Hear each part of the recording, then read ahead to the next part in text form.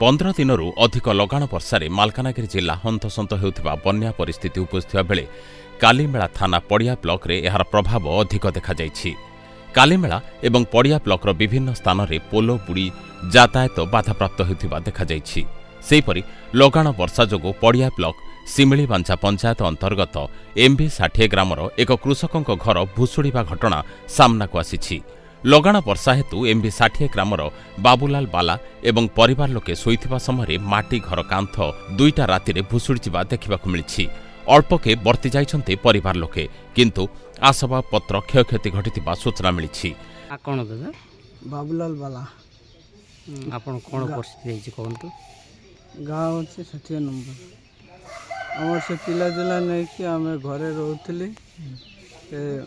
3 ତାରିଖ ଶୁକ୍ରବାର ଦିନ ରାତି 2ଟାରେ ପଡ଼ିଗଲା ଘର। ଏବେ ଆମେ କେମିତି ପିଲାଜିଲା ନେଇକି ରହିବି? ସରକାର ଯଦି ଆମକୁ ଟିକେ ସାହାଯ୍ୟ କରିବେ ହେଲେ ଆମେ ଭଲରେ ରହିପାରିବି। ଆଗରେ ପାଇଥିଲେ କି ଘର? ଆଗରେ ଘର ଆସିଥିଲା 2 ଥର କାଟିଗଲା। ଲିଷ୍ଟ ନମ୍ବର 1ରେ ଥିଲା, କାଟିଗଲା। ବାଲି ବି ପକାଇବାକୁ କହିଲେ ଆମେ ପକାଇଲି, ହେଲେ ଆମର ଘର ମିଳୁନାହିଁ। ଏବେ ତ ବର୍ଷା ଆଗରେ ଅଛି, ଏବେ ବି ହେଉଛି, ଘର ପଡ଼ିଗଲା। ଏବେ ସରକାର ଯଦି ଆମକୁ ସାହାଯ୍ୟ ଟିକେ କରିବେ ଆମେ ভলরে পিলাজিলা নেইকি রইপারবি। নাম আসছে রেবা বালা, আমাকে বাড়ি 60 নম্বর। তা আমাকে এই যে ঘর পড়ে গেছে, তা আমাকে আগে লিস্টিতে নাম আইছে ঘরে, তা সেই নাম আসলে সেই নাম কেটে গেছে। ঘর আইছে কয়ে আমাকে বালি পাথর ফেলাতে গেছে, বালিও ফেলাইছি, বালিও রয়েছে ফেলানি এখনও।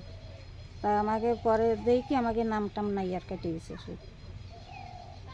তো এই ভাঙা ঘরে আমার সল ফল নিয়ে আমি ক্যাম্পায় থাকবো।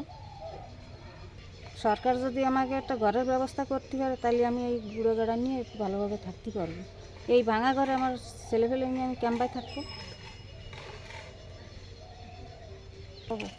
সামনে আবার বর্ষা রয়েছে, এখন এই ঘর আবার ওই যে এখনও দেয়াল পড়ে যাওয়ার মতন রয়েছে। এখন এই ঘর যদি পড়ে যায় তাহলে আমি ক্যাম্পায় থাকবো।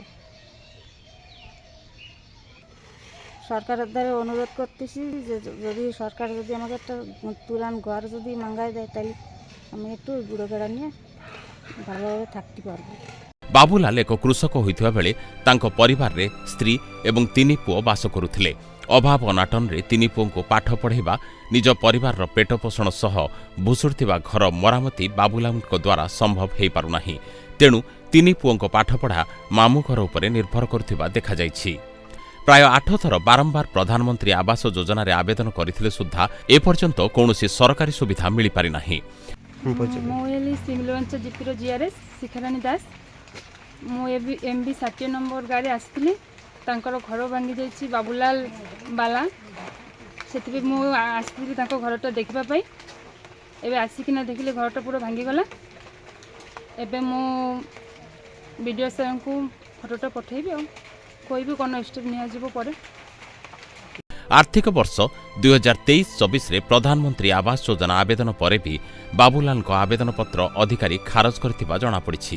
ଆବାସ ଗୃହ ପାଇବା ଯୋଗ୍ୟ ଥିଲେ ସୁଦ୍ଧା ଏପର୍ଯ୍ୟନ୍ତ ଆବାସ ଗୃହ ନ ପାଇବା, ସରକାରୀ ସୁବିଧା ନ ପାଇବା ପ୍ରଶାସନିକ ଅଧିକାରୀଙ୍କ ଦୁର୍ବଳତାକୁ ଦର୍ଶାଉଛି ବୋଲି ବୁଦ୍ଧିଜୀବୀମାନେ ମତ ପ୍ରକାଶ କରିଛନ୍ତି। ପଡ଼ିଆରୁ ଗୋବିନ୍ଦ ସରଦାରଙ୍କ ରିପୋର୍ଟ, ସ୍ୱସ୍ତିକ ନ୍ୟୁଜ୍। ଆପଣମାନେ ଦେଖୁଛନ୍ତି ସ୍ୱସ୍ତିକ TV।